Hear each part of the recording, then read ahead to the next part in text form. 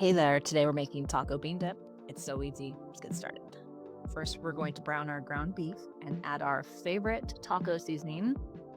Next, we're going to take our room temp cream cheese and sour cream, whip it together and set it aside. Then we're going to take a shallow dish and our refried beans, give it a nice even layer, then add our ground beef. Next, we'll add the sour cream cheese mixture. It's going to be nice and room temp, so you don't have to worry about it sweating and creating liquid. And it will be easy to spread around in the dish.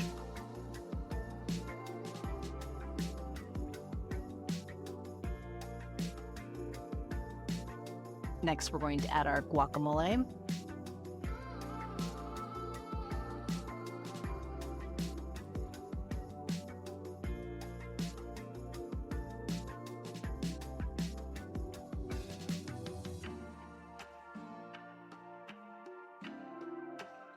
Followed by pico de gallo, not salsa, pico de gallo. You want the least amount of liquid in this dip so it doesn't become soggy.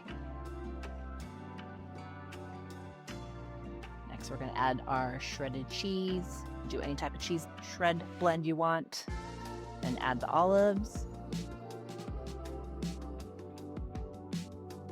a dollop of sour cream, followed by some sliced green onions.